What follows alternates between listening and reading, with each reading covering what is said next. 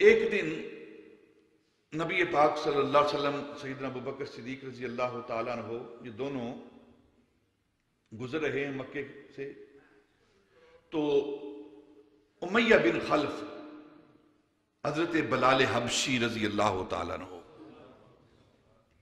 جو نبی پاک پر ایمان لا چکے ہیں لیکن امیہ بن خلف کی غلامی کے اندر ہیں، وہ جب اسے پتا چلا نا کہ یہ ہماری غلامی سے نکل کر محمد صلی اللہ علیہ وسلم کی غلامی میں چلا گیا ہے، ہمارے بتوں کی پوجا نہیں کرتا، ایک خدا کی پوجا کرتا ہے، عبادت کرتا ہے، تو اس نے ظلم و ستم کے پہاڑ ڈالنے شروع کر دیے حضرت بلال حبشی پر۔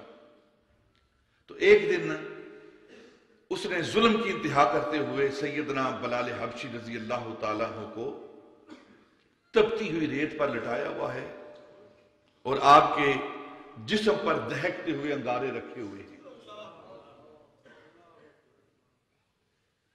اور اوپر سے وہ چابک مار رہا ہے۔ نبی پاک صلی اللہ علیہ وسلم نے دیکھا تو نبی پاک کو دیکھ کر سیدنا بلال حبشی رضی اللہ تعالیٰ عنہ احد احد اللہ احد اللہ احد یہ نعرے لگا رہے ہیں۔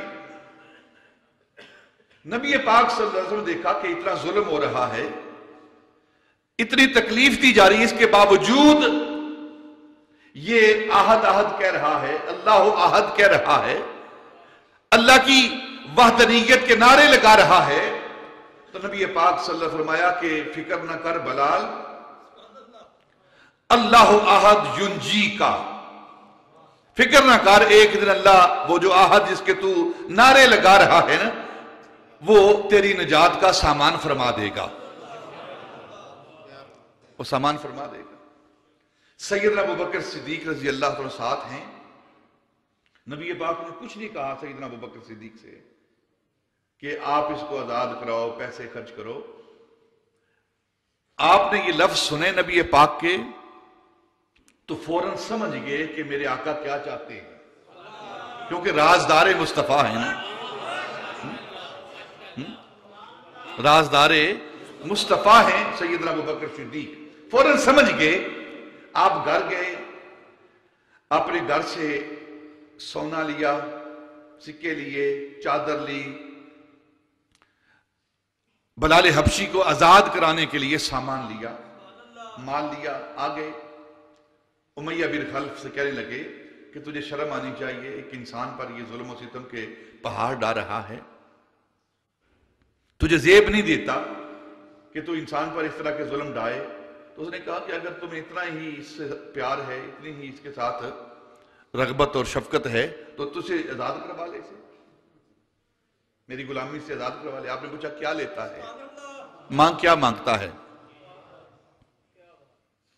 اس نے کہا مختصر بات کرتا ہوں، ایک چادر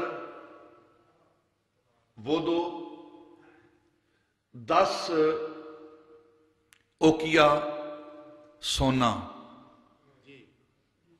یہ دو، اور جو تمہارے پاس نستاس رومی غلام ہے، روم کا جو غلام ہے بڑا، اس وقت اس کی قیمت ہزاروں کے اندر تھی، اس غلام کی جو سیدنا ابوبکر کی غلامی میں تھا، رومی غلام تھا، وہ گورا رومی غلام مجھے دے دو، یہ کالا غلام مجھ سے تم لے لو۔ اس نے اپنی طرف سے بڑی رقم رکھی نا کہ ابوبکر کب لے گا، اتنے پیسے کب خرچ کرے گا اس کالے حبشی غلام کے لیے، اتنے پیسے کب خرچ کرے گا، چلا جائے گا واپس۔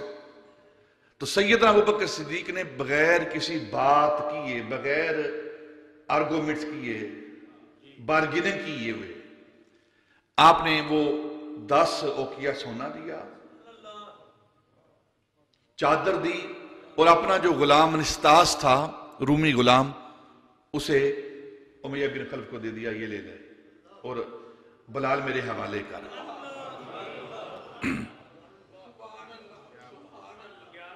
بلال میرے حوالے کر. اس نے حوالے کر دیا. وہ کہنے لگا ابو بکر تو بھی عجیب ہے, میں نے ایک ہی بات کی ہے تو اس پر مان گیا ہے, اگر تو واپس چلا جاتا نا, انکار کر دیتا, تو میں اس غلام کو, اس حبشی غلام کو ایک اوقیہ سونے کے بدلے میں تجھے دے دیتا.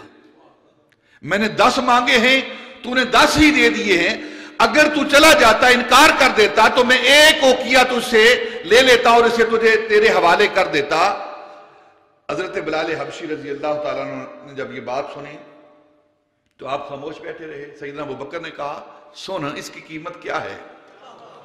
یہ تو نے 10 اوقیہ سونا مانگا ہے, اور اگر تو انکار کر دیتا تو ابو بکر کیا کرتا؟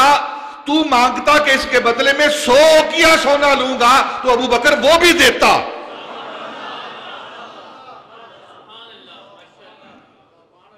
نتیجہ کیا نکلا ہے اس سے؟ ابو بکر کا عمل کیا ہے کہ اگر کوئی نبی پاک کا غلام ہے, شکل و صورت والا نہیں, رنگ کا کالا ہے, اسے بھی اگر تمہیں لینا پڑے تو 1000 دیناروں میں لے لو. اور اگر کوئی نبی پاک صلی اللہ علیہ وسلم کا غلام نہیں تو بظاہر وہ شکل و صورت بھی رکھنے والا ہو, اسے چھوڑ دو.